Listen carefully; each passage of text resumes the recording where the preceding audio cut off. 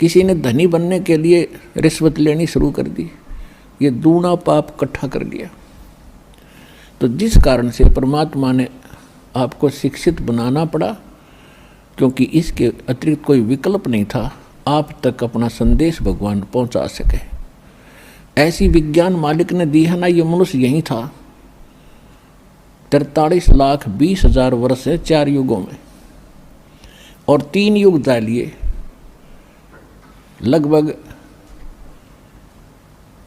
लगभग 40 लाख 39 लाख वर्ष जा चुके एक चतुर्युगी के। तो अभी तक हम शिक्षित नहीं हुए, क्योंकि परमात्मा नहीं बनाना चाहता था आपको बेईमान, अहंकारी, अभिमानी। और ना उससे पहले कोई इसी विज्ञान बना सका जो आज बन रहे हैं। कंप्यूटर हैं, इंटरनेट सिस्टम बना दिया, मोबाइल बनवा दिया अपने बच्चों के लिए। अब ये 10 वर्ष से उरे उरे ढूंढा ठाया परमात्मा ने। ये गॉड गिवन बुद्धि है या किसी मनुष्य स्तर की खोज नहीं है। और परमात्मा ने इसलिए दिया कि सब बच्चे मेरे इस ज्ञान को रह रह कर देखेंगे, प्रमाणों को मिलाएंगे, और फिर चलते फिरते काम करते करते मेरी महिमा सुना करेंगे। क्योंकि हम बिजी घने हो गए, बहुत हम व्यस्त हो गए। काम तो बहुत कम हो गया, क्योंकि मशीन से सब काम हो रहा है, और फिर भी हम व्यस्त इतने हैं, समय नहीं किसी के पास भगवान की 2 घड़ी भक्ति करने का। इस विज्ञान ने चक्कर काट दिया, इस माया की हवस बढ़ गई हमारे अंदर। तो इस ज्ञान से इस माया के जोड़ने की हवस कम होगी और भक्ति की हवस जागेगी, और तब ये आत्मा परमात्मा की भक्ति में दृढ़ता से लगेगी। तो उसके लिए भगवान ने ये समय सेलेक्ट किया, और वो सच्चा ज्ञान, सच्ची भक्ति, यथार्थ भक्ति विधि आज इस दास को उपलब्ध कराई। और साथ के साथ अभी सन 1994 में दास को आदेश हुआ था दीक्षा देने का। अब उसके तुरंत बाद ही 5-7 वर्षों के बाद ही ये टीवी चैनल बन गए और इनकी बाढ़ सी आ गई। तो काल ने अपना दाव खेला कि इन सभी टीवी चैनलों पर अपने दूतों से नकली ज्ञान प्रचार करना शुरू करवा दिया। और फिर जब हमारा नंबर आया सन 2003 में, हमने कोशिश की थी, आस्था चैनल पर 3-4 महीने चला था। यदि उस समय ये ज्ञान 6 महीने और चल जाता, सारी उथल पुथल हो जाती, सारा विश्व जाग जाता। तो इन नकली संतों को, इन नकली आचार्यों और शंकराचार्यों को चिंता बन गई कि अगर ये ज्ञान जनता तक पहुंच गया तुम्हारी छुट्टी।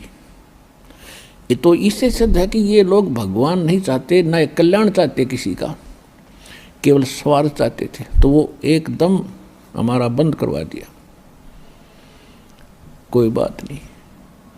उसके बाद ऐसा कांड करवाया, क्रोथा कांड, झूठ बोल के झूठा बदनाम किया।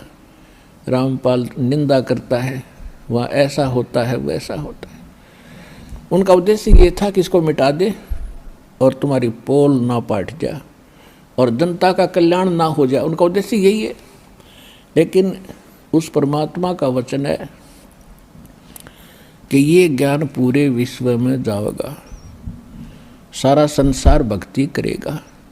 परमात्मा के बच्चे हैं। जो हमारा विरोध कर रहे हैं वो भी भगवान के ही बच्चे हैं, वो परमात्मा के बच्चे हैं। लेकिन इस काल उनका दुरुपयोग कर रहा है, उनके कर्म बिगाड़ रहा है। तो परमात्मा ने दया करी है। अब देखो, पहले से भी 1000 गुना बढ़ गया हमारी संगत भी, हमारा प्रचार भी। तो ये परमात्मा का चलाया मार्ग है। उसके एक वचन से सारे ब्रह्मांड बन गए और अपने स्थान पर घूम रहे। इनको रोक कर दिखाओ वैज्ञानिक। इसी प्रकार ये परमात्मा का वचन है, उसके वचन से ये ज्ञान पूरे विश्व में जाएगा और 2 दिन आगे पीछे सबको मानना पड़ेगा। क्योंकि बहुत दिन देख लिए पर परमात्मा ने अपने बच्चों को तड़फते भुगतते 3 युग दे दिए काल को, और कितना संतोष किया मालिक ने। किसी का बालक दुखी हो, माता पिता को चैन नहीं होती। अब उनको मालूम था ये दुखी हैं, सतयुग त्रेता द्वापर में भी दुखी थे, लेकिन इतने नहीं थे जितने कलयुग में हो गए। तो इस कलयुग में यहाँ तक आना था आपको लेकर के, और अब आपको वो ज्ञान देना है। अपनी शरण में पूरे विश्व को मालिक ने लेना है, और आपका कल्याण होगा, पूरे विश्व का कल्याण होगा। ये परमात्मा का वचन है। अब विश्व में कोई जीव सुखी नहीं आज के दिन,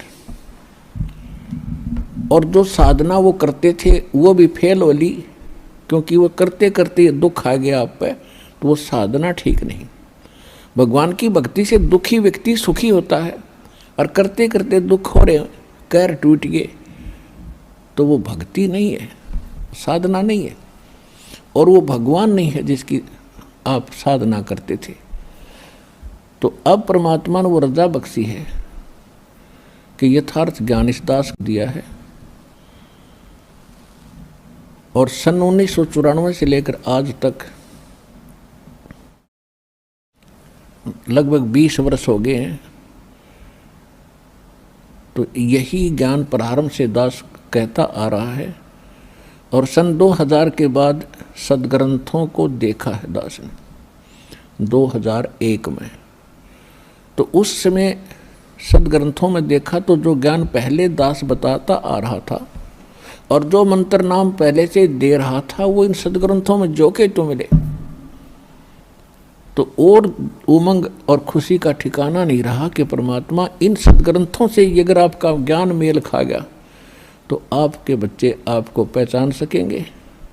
अन्यथा यदि हम ज्ञान सुनाते रहेंगे कबीर साहिब की केवल वाणी लेकर के या इन महापुरुषों की वाणी लेकर के, ये भगत आपको दृढ़ता से नहीं मान पाओगे।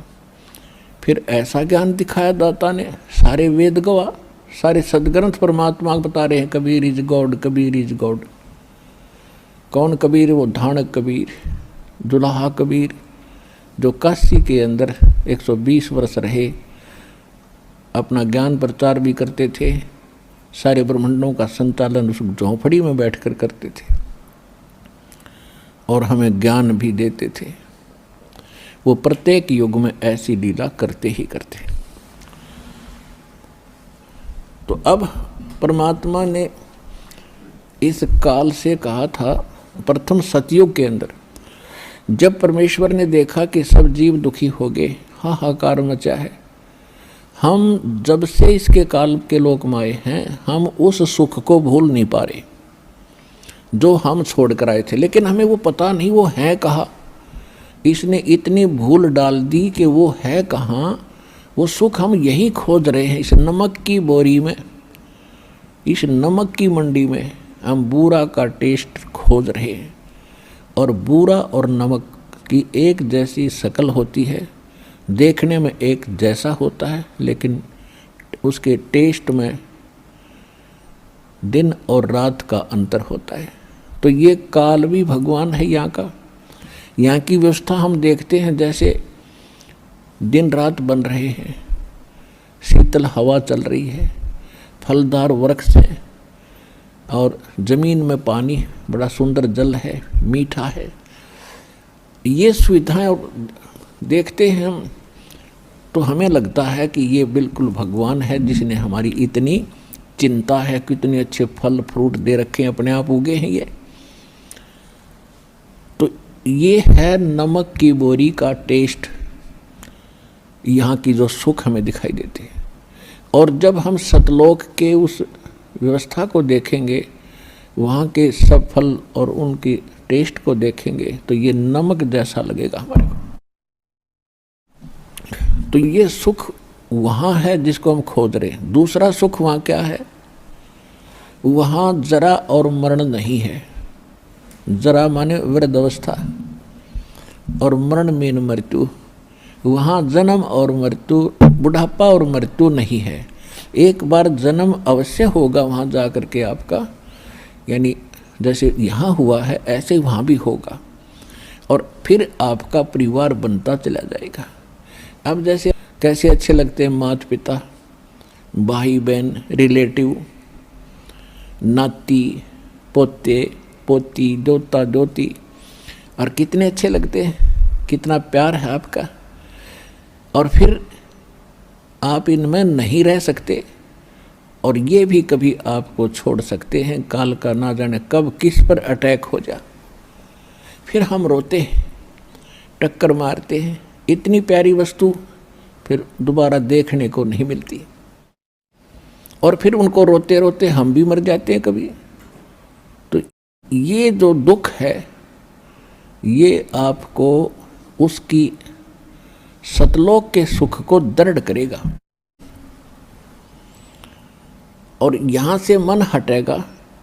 और इसका तरीका बताया है कि आप अपने सभी रिश्तेदारों को, और नहीं तो कम से कम अपने पूरे परिवार को परमात्मा की भक्ति में लगा दो। यहाँ तो एक बार सबने जाना है, ये तो अंडरस्टूड है, ये तो ना भी मानने वाली बात ना है कि हम नहीं मरेंगे।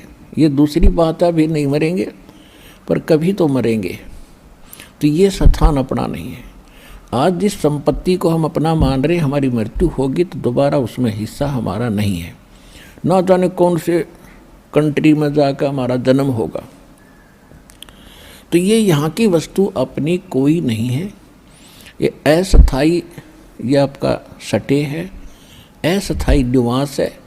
और इसको आप स्थायी बनाने की कुचेष्टा करते करते युग बीत गए, असंख्य युग बीत गए। मरते हैं, फिर सोचते हैं कोठी बनाएंगे, बंगले बनाएंगे, ठाठ से रहेंगे, इतने मृत्यु हो जाती है। ये हमारी भूल ही है, बाकी फिर उसी स्पीड से लगे हुए। तो यहाँ से हटने के लिए इस ज्ञान को आश्रय बनाना पड़ेगा, अपने आधार बनाना पड़ेगा। और उसके बाद फिर इस भक्ति करो। जब तक आप रहोगे, भक्ति करोगे, तो आपके जो प्रिय सदस्य हैं परिवार के, उनकी भी सुरक्षा भगवान करेगा। जब तक यहाँ रहोगे तब तक दुख दूर हुआ, और जाओगे, जब आराम से जाओगे, भक्ति करने वाले की मृत्यु ऐसे होगी कि आपको पता भी नहीं लगेगा। ऐसे जाओगे पटदेसी, और आप बैठे पाओगे सतलोक में, परमात्मा के साथ घूम रहे होगे। एक भक्तिहीन प्राणी और दूसरी भक्ति करने वाला भुगत कर मरता है, तड़फ कर मरता है, या कोई अचानक हार्ट अटैक होकर मर जाता है तो शोक में नहीं है, उसके यम के दूत दिखाई देते हैं, वो एकदम फटते शरीर छोड़कर भाग जाता है, और उसको हार्ट अटैक कह देता है। गति तो बंद होएगी जब जीव निकल गया उसके अंदर से, तो फिर उसकी दुर्गति और घड़ी होती है आगे चल के।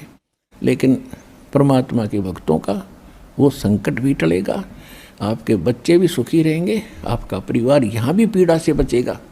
लेकिन भक्ति करनी पड़ेगी और मर्यादा में रहना पड़ेगा। फिर आप सतलोक जाओगे। सब बच्चे भक्ति करने वाले धीरे धीरे सारे वहीं, क्योंकि वो ज्ञान ऐसा घर कर जाएगा प्रत्येक प्राणी के, बच्चे के, प्रत्येक सदस्य के, कि यहाँ तो अपना है ही नहीं।